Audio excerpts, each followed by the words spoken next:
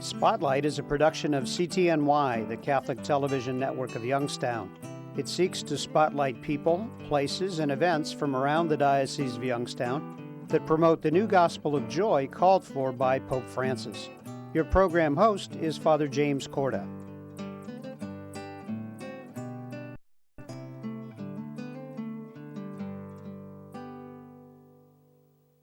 Hello and welcome to this special edition of Spotlight. I'm Father Jim Corda. Joining me is Father Joe Whitmer. Welcome to Spotlight. Thank you. We know that this past October 23rd, 2016, that there was a special celebration with the Diocese of Youngstown and the Northeast Ohio Synod of the Evangelical Lutheran Church of America. And special presentations were made. And today, in this segment, we're going to talk about one of those presentations. But before we do that, let's talk about the whole covenant between the Catholics and the Lutherans here within the Diocese of Youngstown. Certainly. On the international stage, in 1999, the Lutherans and the Catholics at the international level signed a joint declaration on the doctrine of justification, which was sort of the big central neuralgic point between Lutherans and Catholics. But here they reached a joint statement, which said in basis what Lutherans believe about justification, what Catholics now understand about justification. There is no reason to stay separate, which has challenged a lot of people. Well, the Lutheran Church in Northeast Ohio came to Bishop Tobin and said maybe we could, on the first anniversary in the year 2000, celebrate that document. And Bishop Tobin said, I think that's a good idea, but I think we should do more. He said, I think we should enter into a covenant with one another and commit ourselves to prayer, study, and action together. And that was welcomed. And so in October of the year 2000, the celebration happened and the covenant was signed. And every 2 years since then, we've had an event in which there were speakers, this table discussion, questions and answers, and a prayerful celebration, often in the form of evening prayer, where we together would pray and ask God for unity. And we know that over the course of these years since 2000, that many people have participated in these special commemorations and events highlighting the dialogue that has taken place well over 50 years in the life of our churches. And celebrating that this past year, there was two special presentations. One from a Dr. Huber, which is who we're going to talk about now and listen to in just a moment. So kind of set the stage for the talk that the folks that are with us are going to hear. Who is Dr. Huber and what exactly is he sharing with us today? What he is a church historian of long standing and is now emeritus on the faculty of Trinity Seminary, which is a Lutheran seminary in Columbus, Ohio, connected with Capital University. And so he was very willing to come and share with us some insights. His focus will be on opportunities missed. What could have gone differently in the 16th century that unfortunately did not happen and led to the more profound separation between Lutherans and Catholics. You know, in our 5 minutes that we have left before they actually hear Dr. Huber's presentation, give us kind of a hint of some of those things that he's going to talk about that were missed. What would be something that the folks that are going to watch this might want to keep in mind? One of the things that he is talking about is the either inability or unwillingness to really listen to one another. We might use the term dialogue, to listen with hopefully an understanding heart to what the problems are perceived as by the other person. This was not to be. What one found was that the Catholic authorities were sort of like, there's one way, it's our way, and give in. And of course, Martin Luther was not a bad person. He was a member of a religious order, Augustinian, and he was not the first person to raise some problems within the Catholic tradition where things maybe were going a little off center. But he was the one who, in circumstances that led, was the one that made the big attention. Now, one of the things that he'll talk about too, what happened, sets of circumstances, was the invention of the printing press. And the printing press could get out, maybe not 500-page books, but they could get out little pamphlets within 48 or 72 hours. And so he would get this out in German, not Latin. And of course, the people at a time of nationalism in Western Europe were ready to listen. And so that's one of the things that we're going to hear about. It's interesting because it's almost like their form of social communication as opposed to, or in contrast to our like very immediate forms of social communication, but they utilize those technologies at the time to get out the message. And I think that's the beauty of the Christian faith, is being able to utilize those means of whether it's ancient or modern technology to share this wonderful news of Jesus Christ. And that's ultimately who we are as Christian people, to do that. We've got 1 minute. Just say one final word before we turn to Dr. Huber and his presentation.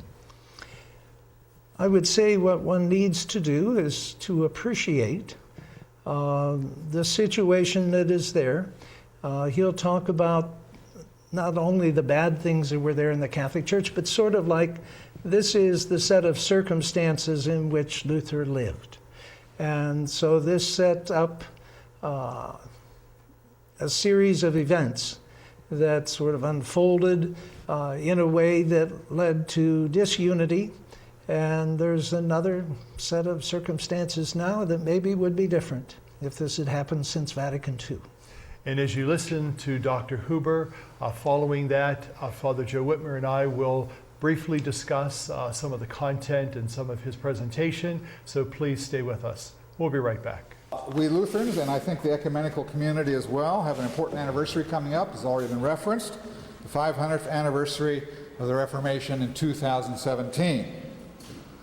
It's the fifth time that at least the World Lutheran Community has observed what the first observer said in 1617, namely, this is our Lutheran Jubilee year. Now, if you know anything about Catholic history and other histories, you know that there's a certain irony in the choice of words that they used in 1617. They also struck medals that year, very similar to medals struck by Roman Catholics during their Jubilee years and on other occasions. We don't even know exactly why they did that, but they did, and it has continued to be a Lutheran tradition. Every 100 years, Lutheran churches around the world strike medals, very reminiscent of medieval Jubilee medals, in honor of the Reformation. There's a seminary in Philadelphia, a Lutheran seminary, that has a collection of these. It's quite impressive. 1617, Jubilee year. Things weren't going so well at that point. There were bitter feelings. They were on the verge of something called the 30 Years' War, 1617, 1647. Ostensibly about religion, actually, as wars go, it involved all the other stuff as well, you know, personalities, power plays, all kinds of politics. Don't want to go into all of that, but they were on the verge of something really terrible. It was one of the worst wars in European history, ostensibly over religion, Protestants versus Catholics, although it was not that neat. In 2017, we expect, thanks to God, that the relationships will be much more positive, and we'll still strike some medals probably, but we already know that we're in a different place now, and we thank God for that. The evidence of that, if you didn't see it on the way in, fairly recent book, Declaration on the Way, Church, Ministry, and Eucharist, published by the ELCA and the Committee on Ecumenical and Interreligious Affairs, United States Conference of Catholic Bishops. I got them all in there. I got all the words in there. Catholics have the longer title at that point. But those two groups have published this book. It's for sale back here, I believe, on the table, and a couple different versions of it. This summarizes very nicely where we are really today in terms of agreements between Lutherans and Catholics. It doesn't cover the whole ecumenical waterfront, but it does have a lot to say about specifically Lutheran-Catholic relationships. And we are obviously at a very different place than they were in 1617 on that first 100th anniversary. So, what to do? You don't really want me to try to talk real fast and give you a history of the Reformation in 30 minutes, so I won't do that. I thought I would address just three what I call missed opportunities from the 16th century that we may take some lessons from as we engage in ecumenical activities in the 21st century. Missed opportunities. I mean, who knows what would have happened if relationships had been more positive in the 16th century. It's hard to imagine, but some did really try to focus on the real issues, theological and ecclesiological. Some tried to be more civil in their discourse. Mostly those folks got run over by the steamroller, flattened, whether they were Catholics or Lutherans, because things deteriorated very rapidly after 1517. But one can always wonder. Now, as a historian, I was trained at Duke University not to engage in what-ifs. But what the heck, this afternoon that's what I'm going to do. I long since passed my exams for the degree, and nobody's going to come to take it away from me. So I'm going to do some what-ifs here this afternoon. What if things had been different?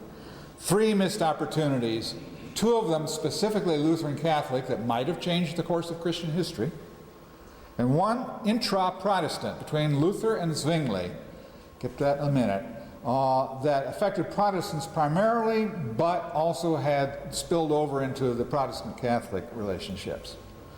So three missed opportunities from the 16th century, and I'll draw just a few lessons from them.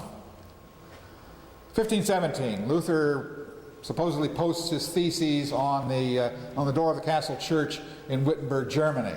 Now there's a mischievous little Catholic scholar named Edward Iserloh who argued he didn't really do that, but we'll just ignore him today, and we'll assume that the story is pretty much true as it's been told.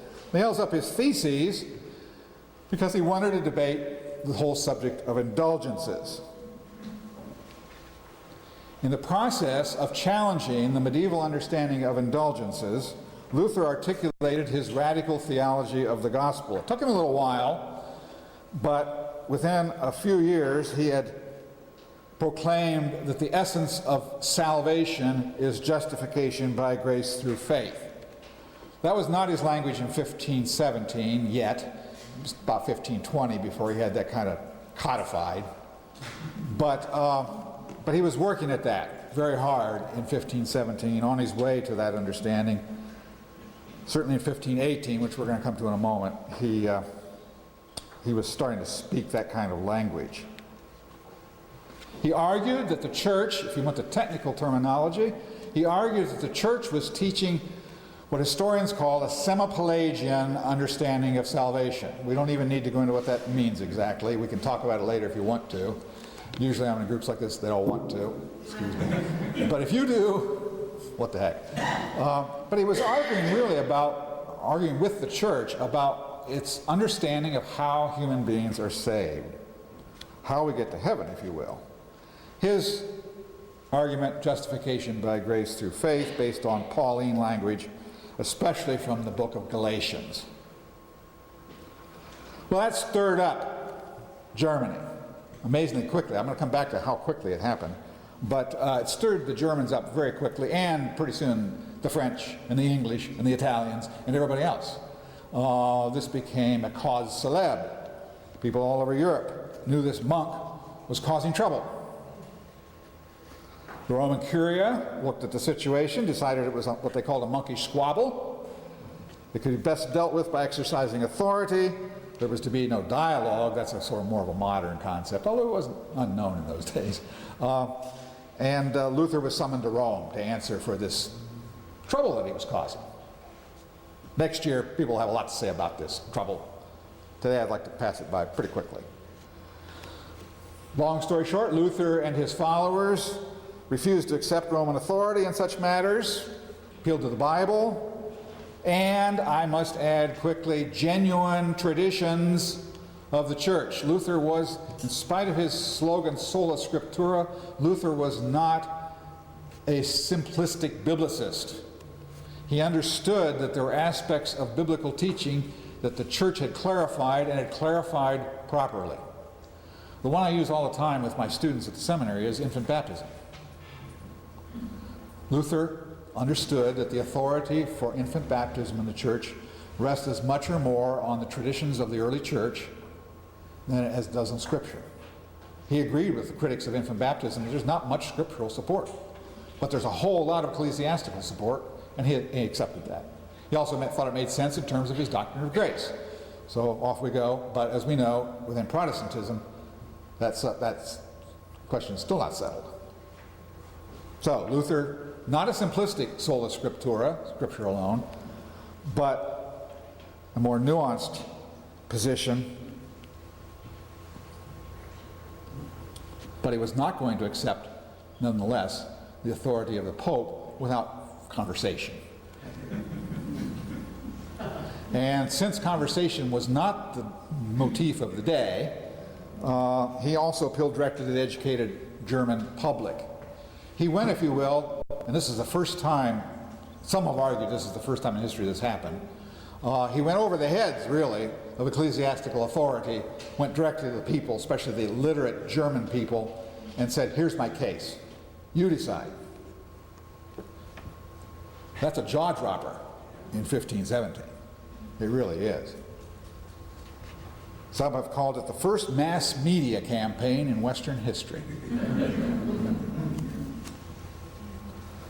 Well, monkish squabble, Roman Curia, the Pope and cardinals and others very concerned about this situation. Luther's getting this following, partly because of this appeal directly to the public, to the literate public, and the public was more and more literate, and they just invented a printing press. Come back to that in a minute. What are you going to do? Luther was summoned to meet with the papal legate to Germany, Cardinal Cajetan, in October 1518. October 1518. This time of year, weather should have been about the same in Wittenberg as it is here today in Canton.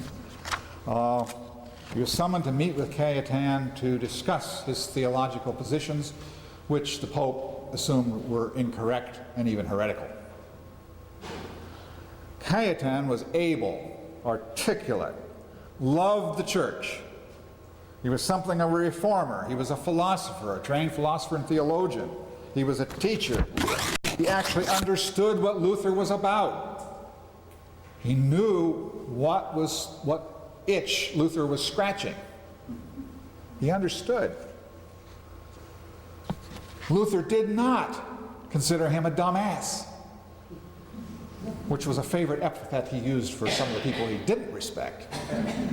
Starting with Johann Tetzel, the Dominican who had preached the indulgence in the vicinity of Wittenberg and got his ire up in the beginning. He didn't have much good to say about Tetzel, although later in life he wrote Tetzel a little note, and he said, "Dear Father Tetzel, I'm really sorry I ruined your life. Because that's true. The whole thing with Luther, the affair with Luther, ruined Tetzel's life. We don't need to go into that, but then there was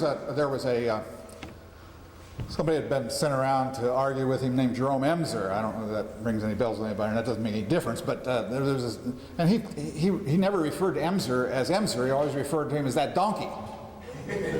So Luther had a mouth, as my grandkids would say. He wasn't the only one. The 16th century was a time of, by our standards, pretty crude language often. But even in that context, Luther had a mouth. And he exercised it against certain Roman opponents early on. He did not exercise it against Cardinal Cajetan. He had too much respect for him. But what he learned when they met was that Cardinal Cajetan did not come with an open agenda for discussion, for dialogue with Martin Luther, this monk, this troublesome monk. The meeting was a disaster because Cajetan came with instructions. He came, some historians have said he came with his hands tied. He really couldn't negotiate with Luther. He was only there to explain the Roman position, why Luther was in such trouble, and ask him to recant, which Luther, as you know, did not do, or we wouldn't be here. So Luther did not recant, but that does not change the fact that he understood that Cajetan could have been a worthy opponent. They could have had a missed opportunity. They could have had a real discussion, a theological and biblical discussion that might have amounted to something. It might have changed the course of Christian history. What if?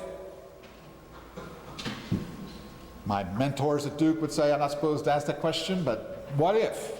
What if they'd had a different kind of discussion? But it was not fated to happen that way. Rome had already decided against negotiations, and Cajetan had to inform Luther of that. It was, in fact, a case of rushing to judgment, as both Catholic and Lutheran theologians and historians have often noted. In the last 100 years, Catholic theologians have been, if anything, more regretful about this than the Lutherans, saying that if only, what if? It didn't happen. By the way, the Lutherans were not immune to this problem either. Later on, Luther and others, they also rushed to judgment in certain cases where they could have slowed down a little bit and had a little more conversation, tried to understand one another better. It wasn't the tenor of the times in the 16th century. The 16th century was a very difficult time for these kind of conversations. And so the battle lines were drawn very early, unfortunately. Fortunately for Cardinal Cajetan, that did not ruin his life. He went on to a positive and fruitful career in the church, and the Luther thing was just one episode in a long positive career with the church. It did ruin Tetzel's life. So, missed opportunity very early on. Luther had not even formulated the exact wording that he was to use in his writings, and later appears in the Lutheran Book of Concord, the official doctrinal positions of the Lutheran Church. He had not even formulated that language yet. It was still in flux. He was still thinking about what this all meant and so on. And so I think it has to go on the list of missed opportunities. Let us sincerely hope and pray that, of course, we're not doing that, and we're going to take advantage of those opportunities, right? As much as we can. Second episode I want to mention is the diet of worms. I know all the kids like to say diet of worms, which is really funny in English, but it's the diet of worms, which happened in 1521. Well, why bother even mentioning Worms as a missed opportunity? Worms is that place where Luther made the famous statement, "Here I stand, I could do no other. God help me." It's noted for its high drama, its conflict, and of course its negative outcome. However, I was a little surprised to hear this when I heard it for the first time in graduate school. There were alternative outcomes that were possible even if they were improbable. Possible even if improbable. There were new players at Worms. This was not the same old cast of Tetzel and Emser and Cajetan and some others who had been running back and forth between Rome and Luther. there were new players. It was a secular setting. It was a meeting of the empire, of the electors and other officials, high nobility of the empire. It was not an ecclesiastical gathering, although there were very many bishops and cardinals present, monks, priests. Many of the estates present were sympathetic to Luther. Even some of the clerical estates, even some of the churchly estates were sympathetic to Luther. They wanted to hear what he had to say. Luther clearly had a great deal of popular support, including many monks, especially from his Augustinian order, but not limited to that, lower clergy, and university professors who said, Luther is raising questions that we really need to talk about. Could a fresh set of eyes and some creative diplomacy find a way out of the impasse? Well, we know this is another meeting that turned out to be a disaster. Because in the end, Luther said either recant or else, and he said, I won't. Here I stand, and, left. That was the end of that. And Lutherans have used that as that's the heroic Luther for Lutherans. So you Lutherans will relate to this. We have pictures, we have songs, we have stories, and every once in a while, one of us wants to be another Luther. And stand fast for what is right. So that's how it came down. The meeting was a disaster. And so historians do ask the question, why? Why was it such a disaster when there was a chance that it could have been a more fruitful kind of conversation? Well, I list 3 reasons. First of all, most of the leading churchmen who were present, advising the emperor and the other nobles, were hostile to Luther, proved Rome's decision to excommunicate Luther, which had already been made. So Rome had decided to excommunicate Luther, best way to deal with this troublesome monk, and actually most of the churchmen present were in agreement with that. They just were. But maybe even more importantly, Charles V, the Holy Roman Emperor, who was sitting on the throne after all, and this was a secular gathering, not an ecclesiastical gathering, he was in charge. Charles V was not going to see a major schism of the universal church on his watch. He did not want to go down in history as the emperor who had presided over the second major schism of the church, the first being the Eastern Orthodox Roman schism. He was not going to do that. There was pride involved in that. There was genuine piety. Charles V was a spiritual person. He was a pious person, and in 1586, I think it was, I wrote it down here somewhere, he did, not 86, I put it on my sheet of, you have a sheet in front of you that has the date of his abdication. He retired to a monastery, 1556. He retires to a monastery. That was an act of piety on his part, and he was a very unhappy person because by that time the schism looked like it was permanent.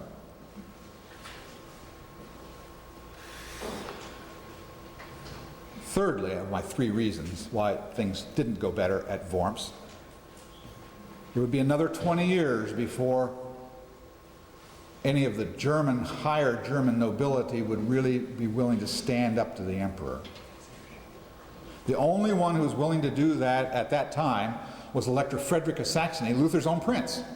Luther's own prince, who never in any way indicated that he had left the Catholic Church. Died, in his mind, a good Catholic. Nevertheless protected Luther, but he was about the only one who was ready to do that in 1521. Turned out he was the right guy in the right place from the Lutheran point of view, but the Lutherans call him Frederick the Wise. Wasn't it wise of him to protect Luther? So he's Frederick the Wise. But he died a good Catholic.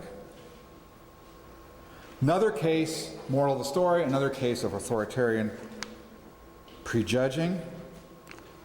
It exposed some of the weaknesses in the Constantinian model of the church, where the church and the state are understood to be, as Luther himself said, left and right hand working together. Luther remained a Constantinian his whole life. He believed the church and the state should work together, like the left and the right hand. He didn't challenge that.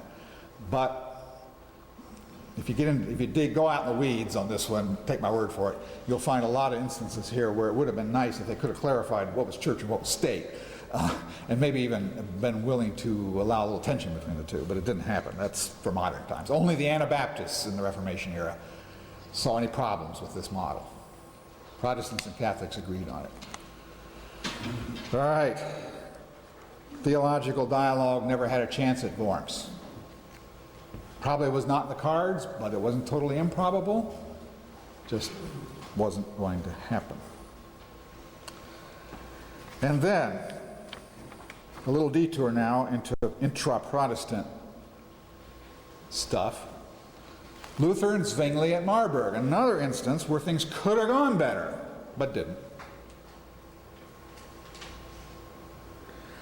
1520s, Catholic Lutheran intransigence. Luther in 1520 writes his famous 3 treatises that really lay out, these 3 pamphlets of 1520 really lay out the Reformation program. You can, if you want to study this without going off in the weeds somewhere like we had to do in graduate school, which I do not recommend, by the way, you can just go to the 3 treatises of 1520. And I didn't jot down the titles here, and I'm not going to remember them off the top of my head, but those 3 treatises are readily available. They're in a book called 3 Treatises. Pretty easy to find on the internet. And those 3 treatises of 1520 laid out Luther's program. Ecclesiological program, his soteriological, that is salvation, justification by grace through faith, and so on. One of them is called Freedom of the Christian Man. So, and the others escaped me. So things were, starting to harden. There were Roman responses, some of them a little crazy and some of them very thoughtful. There were Lutheran responses to the responses, some of them a little crazy and some of them pretty thoughtful. And it all moved very quickly. And the princes saw what was happening and they said, we got a problem here, folks. Sooner or later, Rome is going to get tired of this back and forth and is going to encourage the emperor to use force to put the Protestants in their place, restore the way things were before. Wouldn't it be good if the Protestants could get together? There's only one problem with that. By this time there were 2 alpha males in the Protestant camp. One was named Martin Luther, the other one was named Huldrych Zwingli, and he's listed here somewhere on my sheet. I believe I put him in. Yeah, there he is. 1484, 1531. Reformer of Switzerland, German-speaking Switzerland, Zurich to be exact. Zwingli was not a Lutheran. Zwingli saw himself as an independent reformer. He didn't need Luther, and there were some things about Luther he didn't like. Luther he thought was too conservative in his critique of the Roman Catholic Church. Too conservative. Lutheran author, in fact I studied him for my dissertation, in the 19th century wrote a book called The Conservative Reformation. And that's the way many have looked at Luther's Reformation in contrast to Zwingli and people more attuned to him. So at the same time, the Lutheran Catholic thing was hardening, possibly prematurely, but you can't change history. The Protestant princes wanted the Lutherans and the Zwinglians, as they came to be called, to get together so we could present a united front in case the emperor decided to use force. Therefore, the cantons, the Protestant cantons of Switzerland, and the Protestant princes and free cities of Germany and so on would work together. So they had a famous colloquy. They came together. I got the date here somewhere. I want to make sure I get the right date right. It's been 1529. I actually didn't write it down. But they came together in a meeting to consolidate the Protestant position, and Luther and Zwingli agreed on many things, and they wrote that down in an agreement, a paper, and signed it. They could not agree on the Lord's Supper. The thing that kept them apart at Marburg was the Lord's Supper. Luther, and I actually demonstrate this visually for my classes at the seminary, Luther had moved a couple steps away from the medieval doctrine of the Eucharist, particularly in rejecting transubstantiation as an explanation for that. for that mystery. But he had also retained a great deal of that doctrine, and that is all spelled out in this book. So we won't stop and pause for that. But Luther had retained a pretty conservative approach to the real presence of Christ in the Eucharist, in which he was a devout believer. Zwingli had not. Zwingli had gone to what we usually call a memorial understanding, the idea that the main thing that happens in the Eucharist is that we remember Jesus Christ crucified and risen, who is now, humanly speaking, living in heaven, cannot be omnipresent on earth. We got big arguments about omnipresence and what that means in the case of Christ. Luther basically was accepting the medieval understanding of that, which we call ubiquity. Zwingli was rejecting it. So they could not come to an agreement. And I'm not kidding when I say two alpha males in the room. They sat across the table. According to the witnesses, they sat across the table from one another. Sometimes they had good conversation. Much of the time they shouted at each other. And finally Luther had enough. I don't want to bang on this. I may cause some. But Luther bangs on the table and says, "That's it. I'm going home. You're hopeless." And my old professor at Duke, Professor Hans Hildebrand, a German Reformation scholar, he said he thinks what happened there, which was very common in those days, he says the tables that they worked around were very dirty. The level of hygiene in the Middle Ages was not good. So he says usually the tables were sort of smeary and sticky and dirty. He says some people have said Luther took a piece of chalk and wrote in Latin, "This is my body," on the table. And Hans suggested, I think he just wet his finger and wrote it in the grease. I don't know. We don't know. The chalk story's pretty good.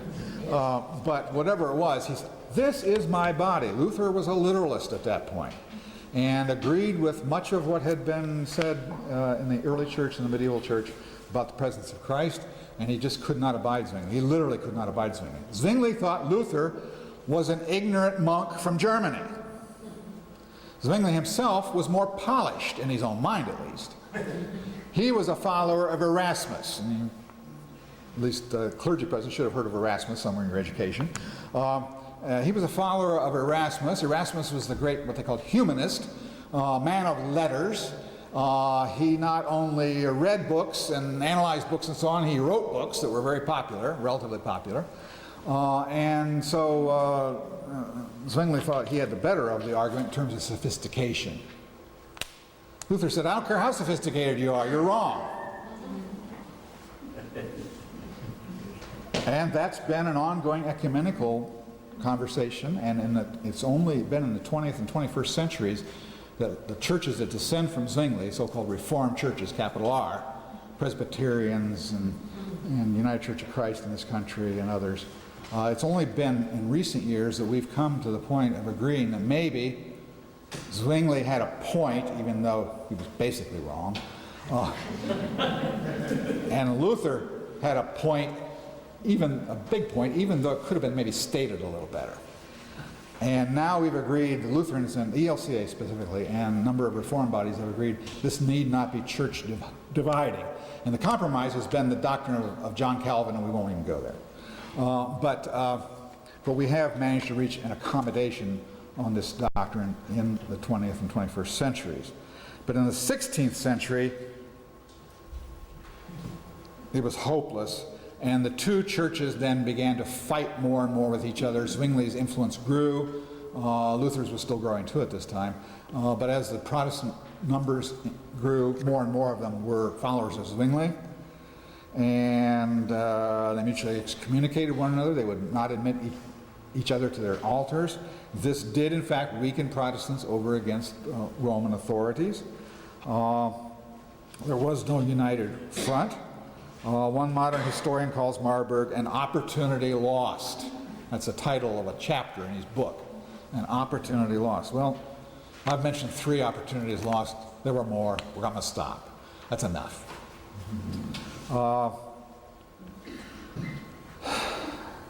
But in the case of Zwingli and all of them really, we in modern times have been able to learn something from this. And one of the things we've learned is that dialogue without preparation can be a disaster. And most of these occasions, I mean all these three occasions, were done with a minimum of preparation. Everybody just came and vented, you know?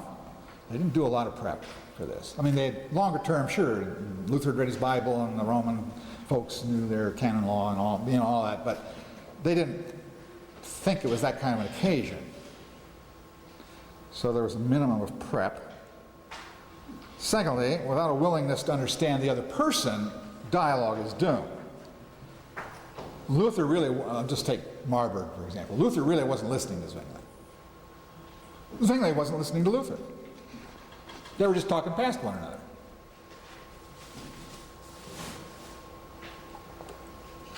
Cajetan could speak with Luther about theological matters, but he couldn't make any commitments.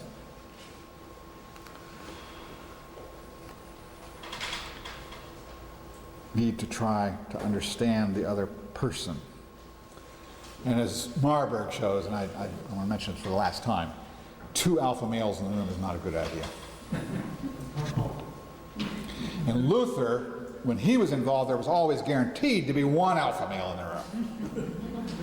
Whether you admire Luther, whether you're a critic of Luther, whether you're this way about Luther, it doesn't matter how, you have to say Luther was a strong personality. He was, people thought, surprisingly self-confident for a little German monk. And there were other parts of his background. Some people have psychoanalyzed him to death, including a psychoanalyst named Erik Erikson, who wrote a book about it called Young Man Luther. I don't put much truck with his theories, but Erikson's onto something. I mean, there's a personality thing here. Luther's a very strong personality for whatever reasons. Conflict with his father or whatever it was. And he's just, whenever he's in a room, he's bigger than life. He's bigger than life. Zwingli was very similar to that. Some of the Roman Catholics who were involved in these discussions, which are much more extensive than I'm mentioning today, some of them were alpha males. And you put them across the table from one another and they didn't want to parley, they just wanted to defeat the other guy. That's what alpha males do.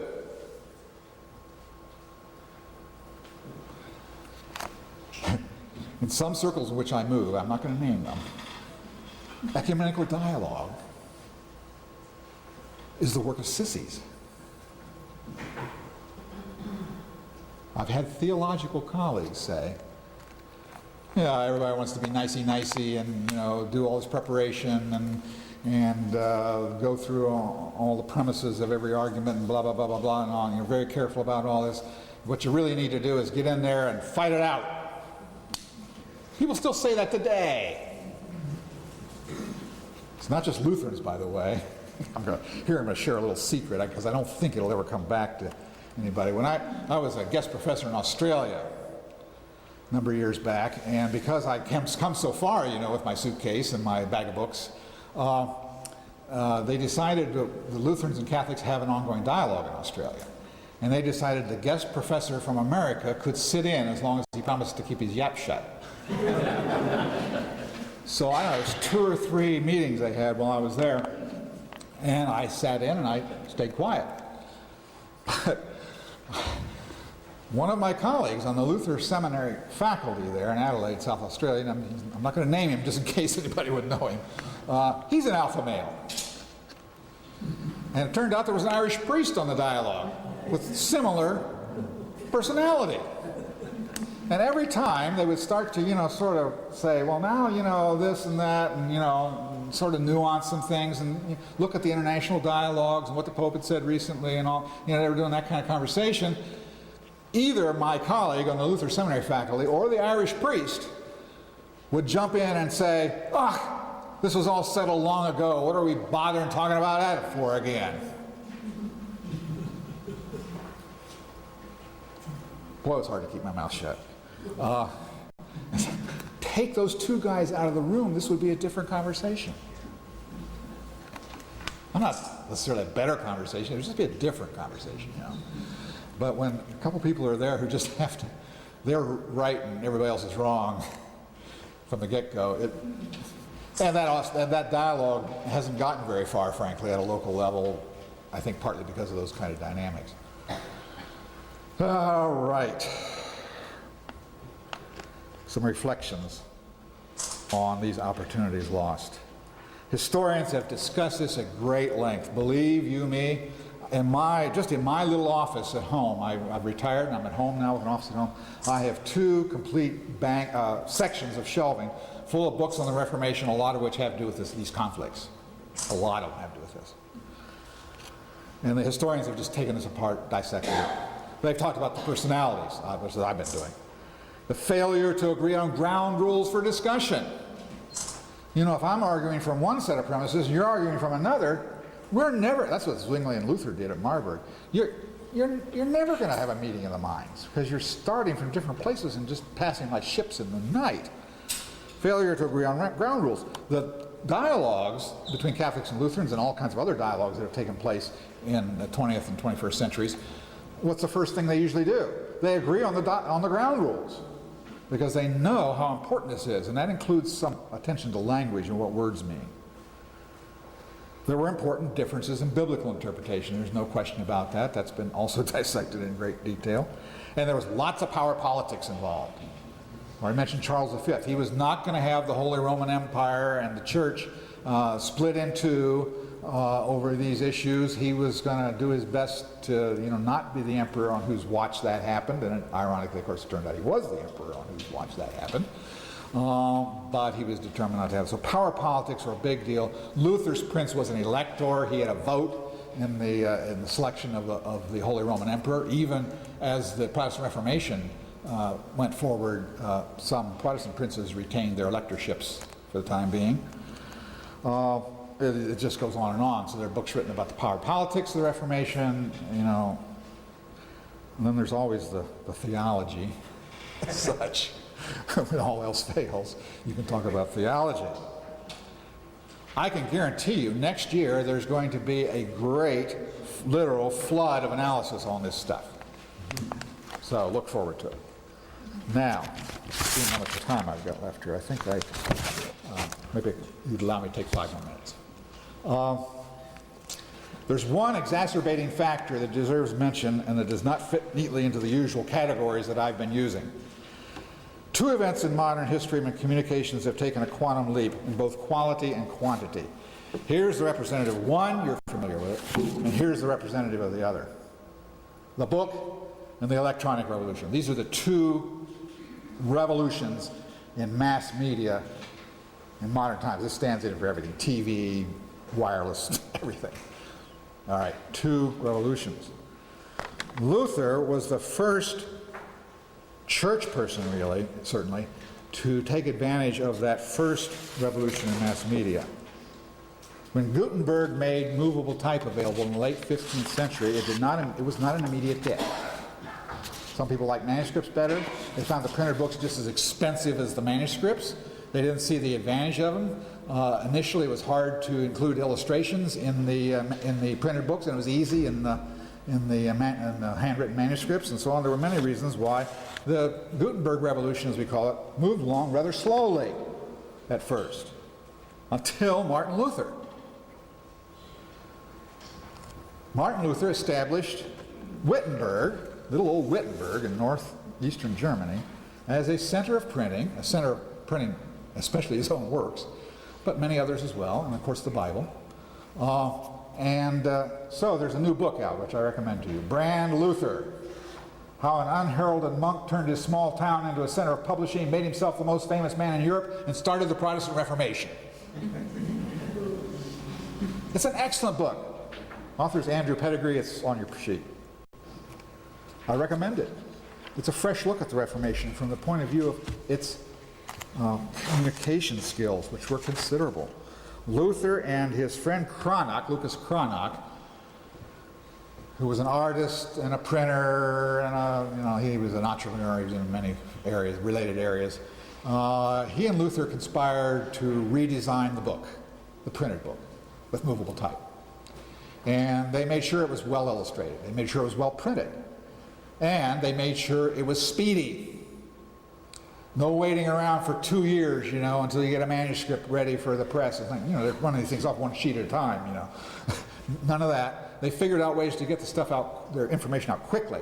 They invented something called the Flugschriften, literally the flying writings. The flying writings. These are pamphlets. And you could produce a pamphlet pretty quickly. 48 hours, 72 hours. And you could have a 16-page pamphlet out on the streets of Wittenberg, out on the streets of Paris, out on the streets of London, out on the streets of Rome. Yes, Rome. They printed them both in German and in Latin, but mainly in German at first, because they were going over the head of the ecclesiastical authorities. And it's the ancestor of our modern newspaper. Because after a while they decided they'd bring them out regularly, on a schedule. So, Flugschriften, a fantastic thing, and Andrew Pettigrew in his book is not exaggerating. This is a tremendous technological aid to the Reformation. Of course, Catholics soon learned to appropriate it as well. So then you had propaganda from the Lutherans and other Protestants, and you had counter-propaganda from the Catholics. And the reading public loved it. Flugschriften, or whatever they were called in Rome, they weren't called Flugschriften in Rome, but whatever they were called, people loved these, and they spent a few pennies to buy them. They weren't expensive. And it's the beginning of modern newspapers. It had a tremendous impact on the Reformation. Maybe we can talk about that a little bit later. I am out of time. Welcome back to our special edition of Spotlight. We certainly hope that you enjoy Dr. Donald Huber's presentation. Father Joe, when we mentioned in the beginning of the show the kind of expertise of Dr. Huber, he's a historian. So what did he bring to this presentation in that particular light as a historian that we should keep in mind when we dialogue? Because history really is important, isn't it? Certainly is. I think one of the things that I appreciated about his presentation was that he's a Lutheran. And so he's thinking about in a favorable way, as we would on our side, what the history was as he saw it. And so that sensitivity to what he and others of that time were trying to do, were trying to react to, that's very helpful. It's interesting too because there's certain words that we like to use when we talk about ecumenical affairs, and one of those words is dialogue, and how important it is to dialogue, and also the whole sense of discussion. Oftentimes, as we mentioned in the beginning of this presentation, that had we as church maybe listened more and discussed more, we may not have gotten to that point. So why is it important for us as Christian people in communication with others and also in relationship with others to have those serious discussions and dialogues? Well, certainly the theological dialogue is very important. And in this country, it began in 1965. And internationally, I think a year or two later, in the Lutherans and the Catholics in dialogue. Now, part of the process is to ask questions. And the other part is to listen to the answers with as much sensitive appreciation as we hope the other party is listening to us. So that my listening to him, to Dr. Today, was to hopefully appreciate the concerns that they had in terms of not only the practical events of those days, but in theology as it unfolded in Germany. It didn't happen all of a sudden as a developed movement. It was something that began and then went on. Interestingly, one of the things he made a little humor about it was the diet of worms. It looks like the word worms in English. He said it's more like Warmsch or whatever. But, and it's called a diet, has nothing to do with fads of these days. But that was an assembly, and called by the emperor. And the emperor of that day, Charles V, didn't want to be the emperor when everything was breaking apart. But he was there, and Luther was called, and Luther would not recant, and etc.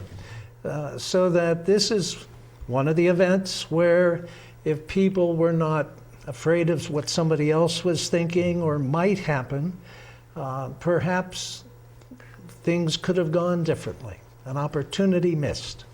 And what does that really teach us today in our modern dialogue with one another, especially in ecumenical affairs? Why is it so important for us to have that listening ear and that open heart to understanding and discussing very important and theological issues that affect all of us? Well, certainly it's not only the theological, but it's also the practical. In our church, we may do things one way, reacting. What does the other church do? So, for instance, among Catholics, when clergy, it is the bishop that determines who's going to serve where. They are appointed. In the Lutheran tradition, the congregation calls a pastor. So this sets up a whole different expectation of how the pastor can come to a congregation, how the pastor could leave the congregation. And it's something that's not all good on one side and all bad on the other. It's just different. And part of that has to do with understandings of authority, probably in the 16th century. Just so many things happened in response to the Reformation, the Council of Trent, which did many good things for the church, seminaries. So Catholic priests had more formal training before they were ordained, unlike before. So a lot of things happened for the good that was out of the mixture there because people saw what was not good and could be fixed. And they did it. So many good things happened. Yeah. We've got just a few minutes left of our time together. What's interesting as you were sharing that is that it seems that we can learn many things from each other. You know, Certainly. Lutherans from Catholics and Catholics from Lutherans and from other denominations, whether they be Christian or not. And so there's this openness to understanding that there's a lot of things out there that may not affect us, but in reality, it really does. I've, for a long time, said Catholics tend to think that all our problems are Catholic problems, and that all our solutions must be Catholic solutions. Why not ask others? Do you have this kind of problem in your denomination? What do you do? How does that work? And then we look at, if we listen with sympathy, we might learn something that we could use, as well as we hope we're being listened to by others. But unless anybody has a more narrow attitude, nothing happens.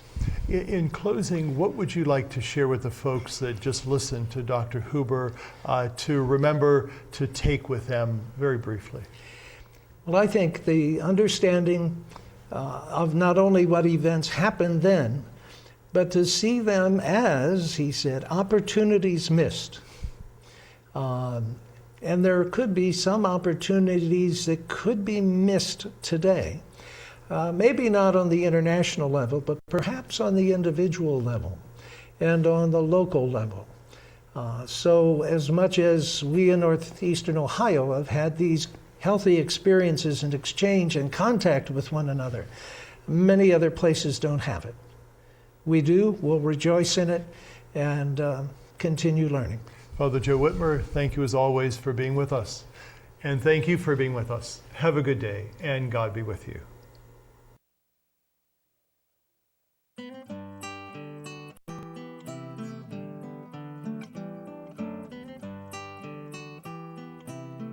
Spotlight has been a production of CTNY, the Catholic Television Network of Youngstown. Your program host was Father James Corda.